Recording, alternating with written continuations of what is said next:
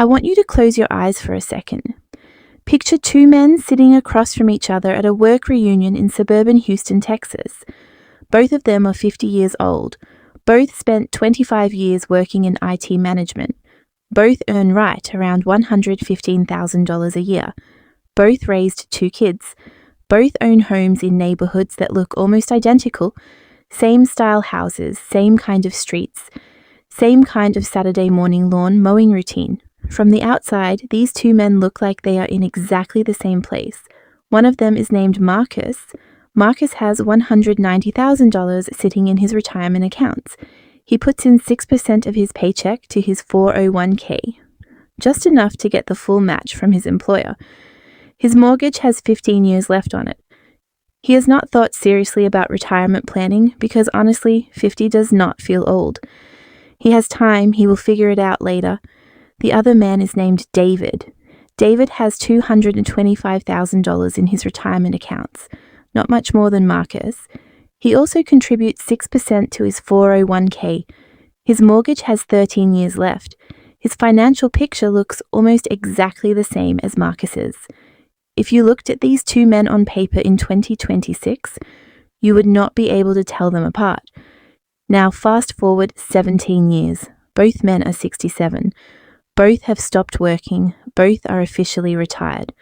Marcus has $470,000 in his retirement accounts. Combined with his Social Security of $1,900 a month, he can safely take out about $3,200 per month without draining his savings too quickly. That is $38,400 a year for everything. After housing costs, utilities, healthcare, and basic living expenses, there is almost nothing left over. No trips, no help for the grandkids, no breathing room. Marcus turned down a fishing trip to Alaska with his son because he could not afford the plane ticket and the lodge fees. He checks his account balance every week with a knot in his stomach. He does math in his head at 2 a.m. that he does not want to be doing. David has $1.3 million in his retirement accounts. Combined with his Social Security of $2,700 a month, he can safely take out about $6,500 per month. That is $78,000 a year. David spent 3 weeks hiking in Patagonia last year. He just put $15,000 toward his grandson's college fund. He does not check his account balance because he simply does not need to. The numbers work. He knows they work. He goes to sleep at night without doing any math. Same starting point at 50, same careers, same income, same neighborhood, $830,000 apart at 67. And here is what most people never realize. That gap did not happen because David got lucky in the stock market. It did not happen because he received an inheritance. It did not happen because he suddenly started earning twice as much as Marcus. That $830,000 gap happened because of specific decisions David made between age 50 and age 67 that Marcus did not make. Decisions that seemed small in the moment, decisions that compounded quietly, invisibly, powerfully into almost $1 million difference over 17 years. Here is what most people get completely wrong about their 50s. Most people assume the game is mostly over by the time they hit 50. They look at their retirement account, they look at what they should have saved, and they think, okay, this is roughly where I am going to end up. Just add some growth. I will retire with what I have got, give or take. That assumption is wrong, and it is one of the most expensive mistakes a person can make. Your 50s and 60s are not the ending of your financial story. They are the climax. More wealth is built or destroyed in these 17 years than in any other comparable stretch of your life. Every dollar you put to work in your 50s does more for you than a dollar put to work at any other time. More than your 20s, more than your 30s, more than your 40s. I'm going to show you exactly why. And then I am going to show you precisely what David did, that Marcus did not. That is called the 4 forces that make your 50s uniquely powerful. There are 4 forces that come together in your 50s and 60s that do not line up at any other point in your working life. The first force is that you are earning the most money you will ever earn. For most working Americans, Income reaches its peak somewhere between age 50 and 55. You have spent 25 years building skills, building relationships, building a professional reputation. Your salary reflects all of that accumulated value. At 35, Marcus was earning $68,000. At 50, he earns $115,000. The raw material available for building wealth is bigger right now than it has ever been, and bigger than it will ever be again. The second force is that the government literally hands you extra retirement savings room. This is the part that shocks most people when they hear it.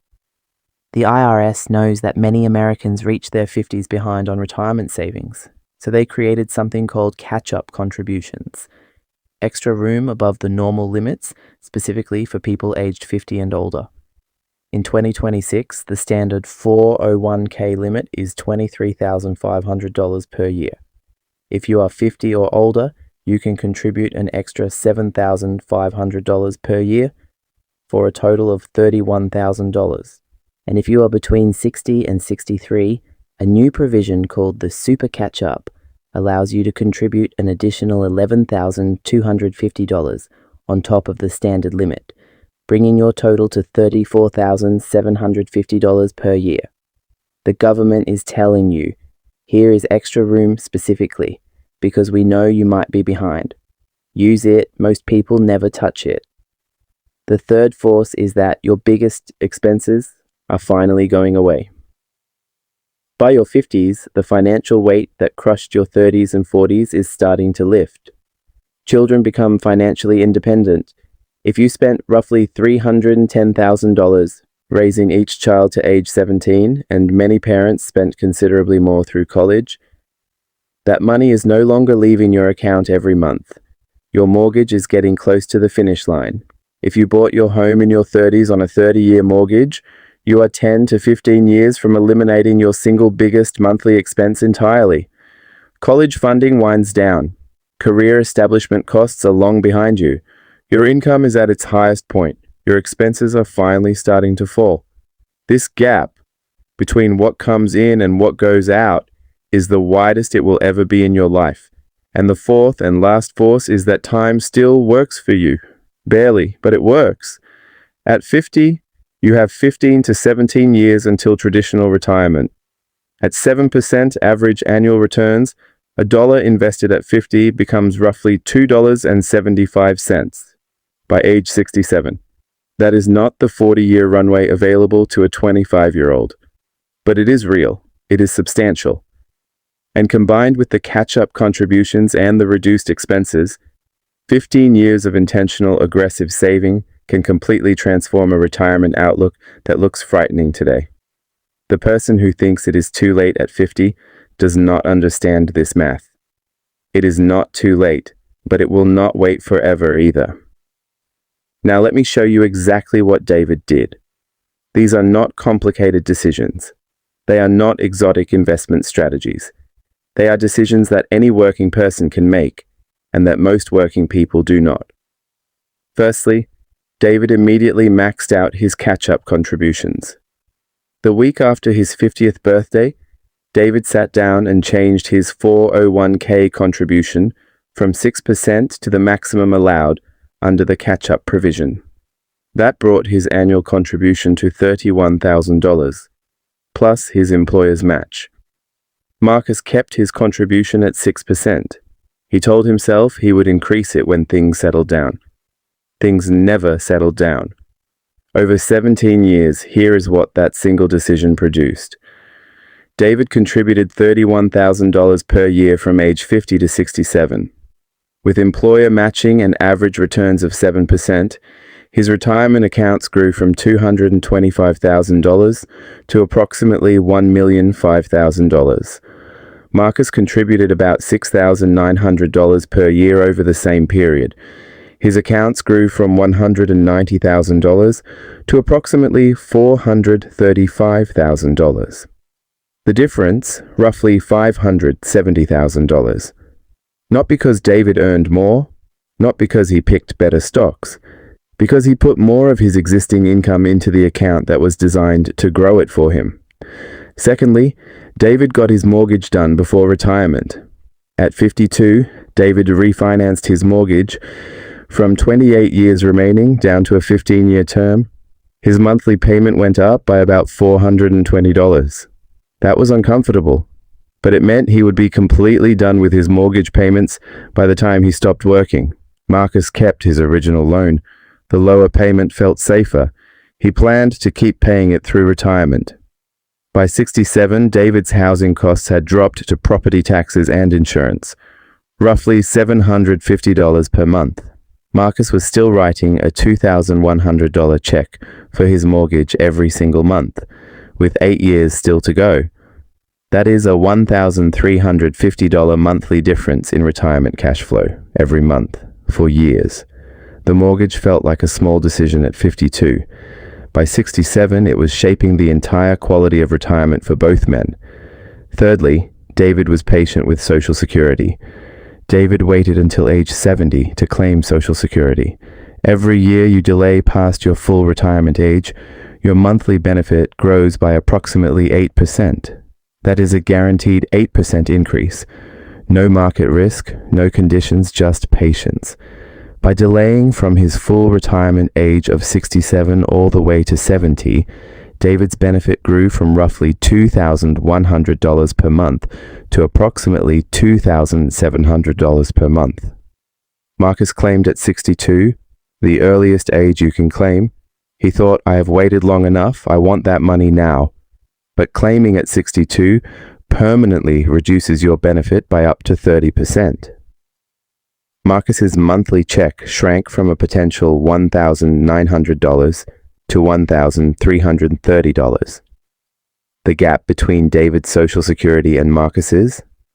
About $1,370 every single month for the rest of their lives.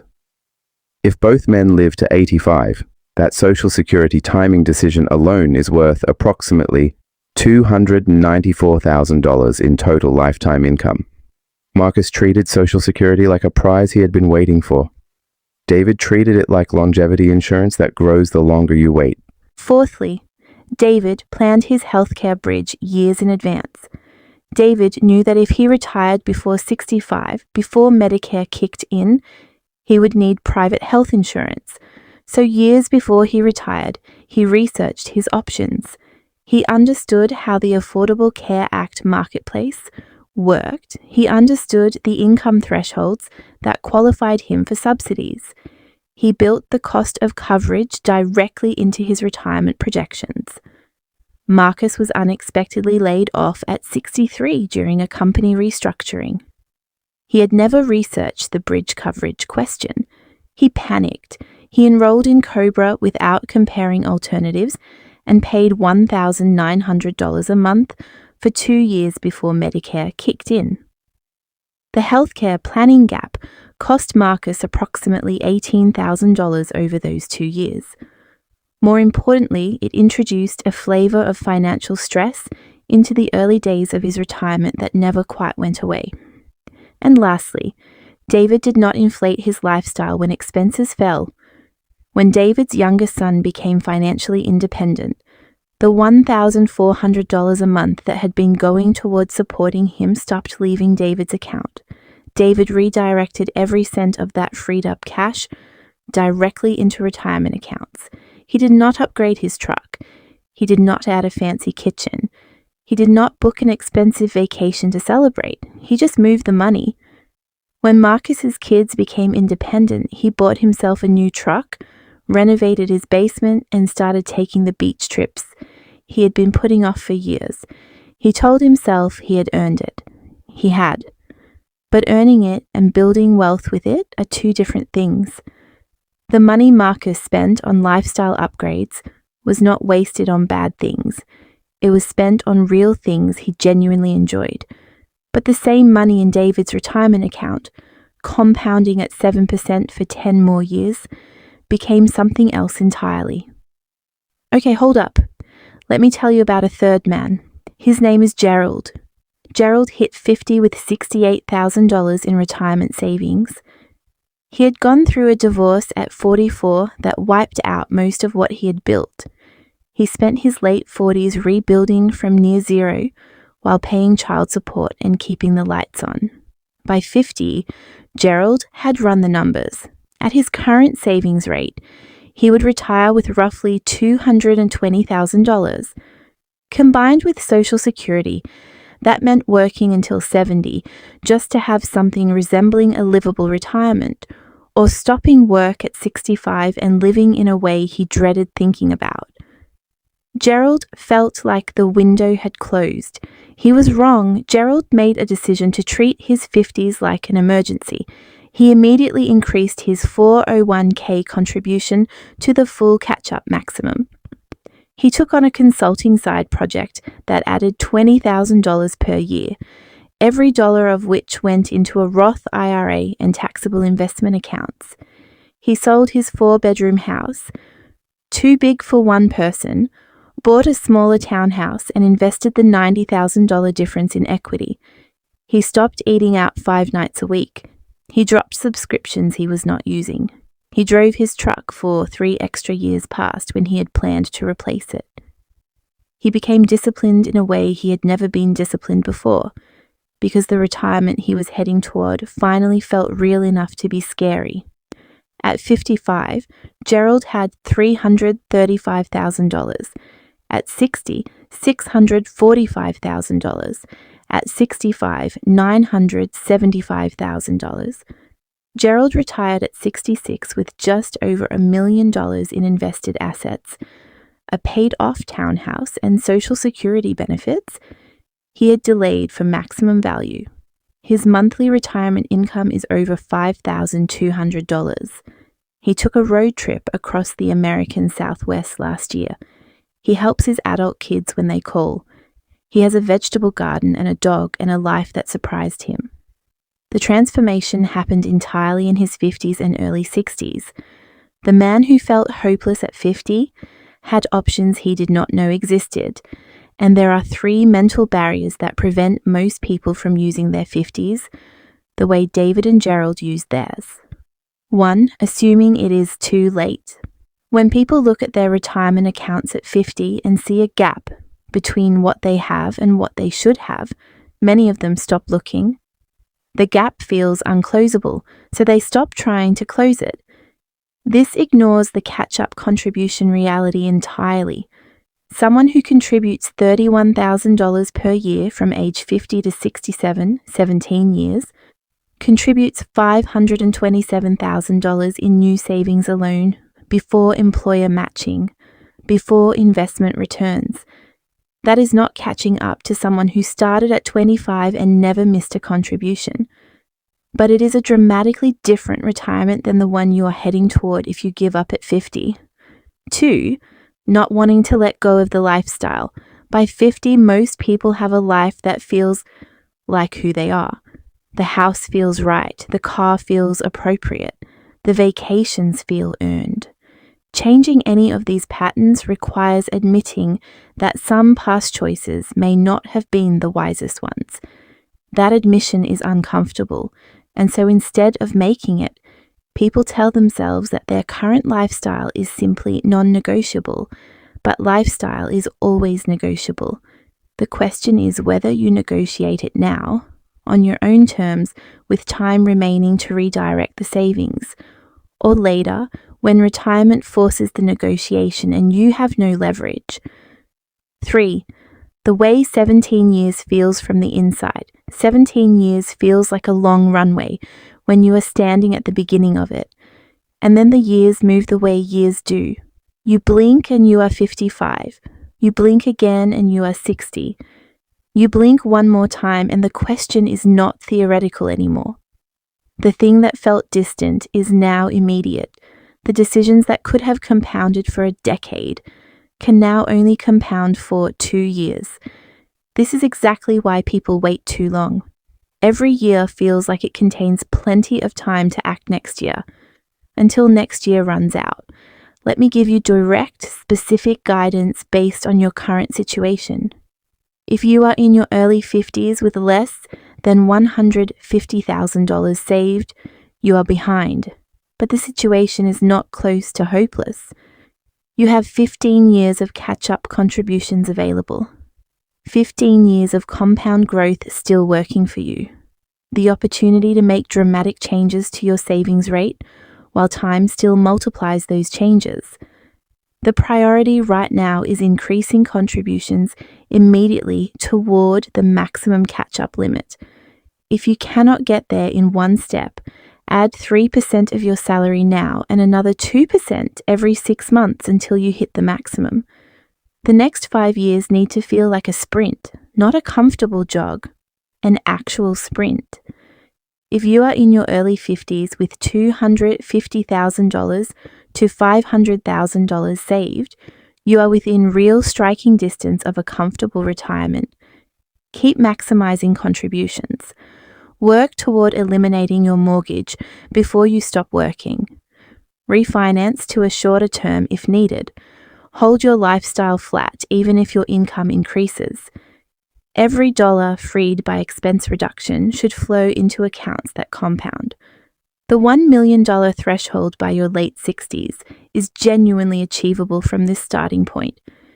If you are approaching 60, the super catch-up provision for ages 60 to 63 allows 401k contributions of $34,750 per year.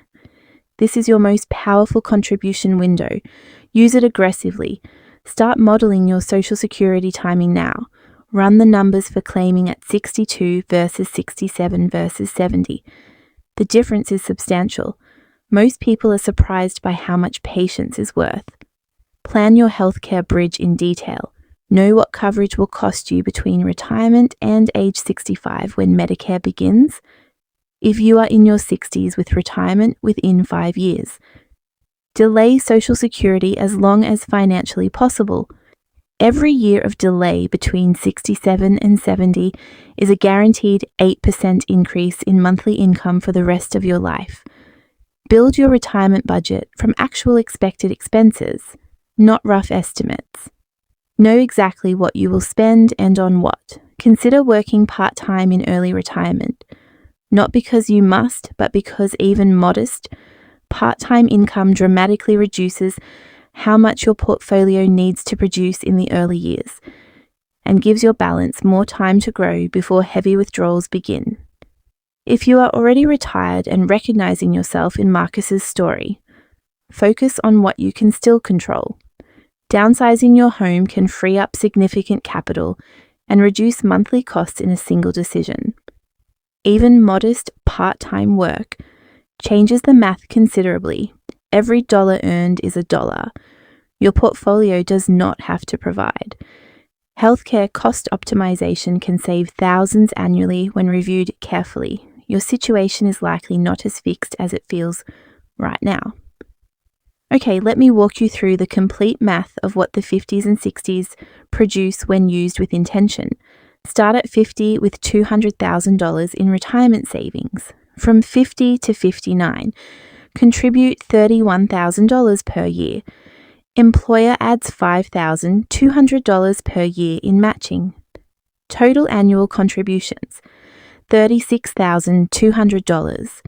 Over 10 years at 7% returns, the account grows from $200,000 to approximately $745,000.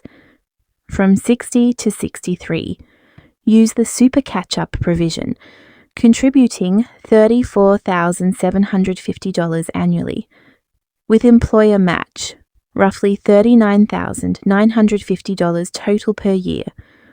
Over 4 years at 7% returns, the account grows to approximately $1.12 million. From 63 to 67, maintain maximum catch-up contributions while the portfolio keeps compounding. By 67, retirement accounts exceed $1.45 million. This person started at 50 with a concerning $200,000. Through legally available contributions and reasonable market returns, nothing exotic, nothing complicated, they built $1.45 million by 67. Then add the Social Security decision. Delaying to age 70 adds approximately $800 per month to the monthly benefit.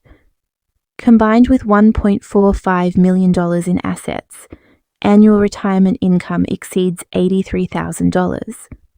Compare that to the same person who stayed at 6% contributions, kept their original mortgage, claimed Social Security at 62, and let lifestyle inflation absorb the freed up cash from their kids leaving home. That person reaches 67 with approximately $510,000.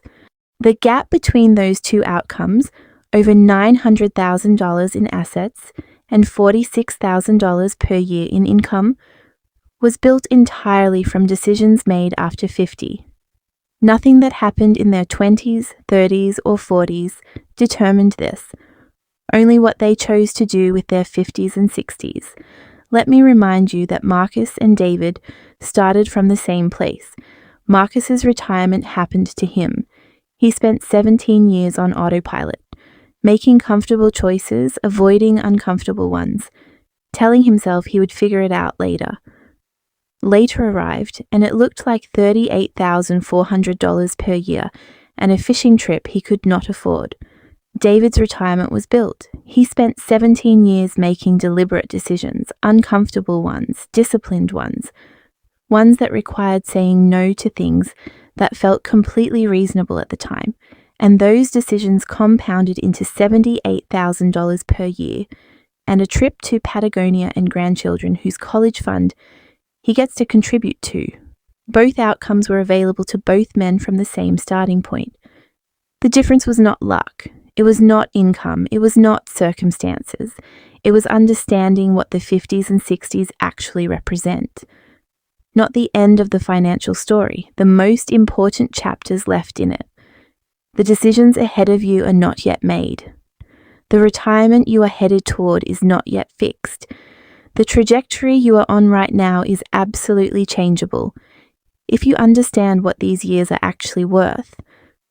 Marcus assumed the story was written. David knew the most important writing was still ahead of him. You are watching this video. That means you are paying attention. That means you understand something that most people your age do not fully understand yet. Now use it. The 17 years will pass either way. The only question is who you are going to be on the other side of them. Thank you for watching, and I will see you in the next one.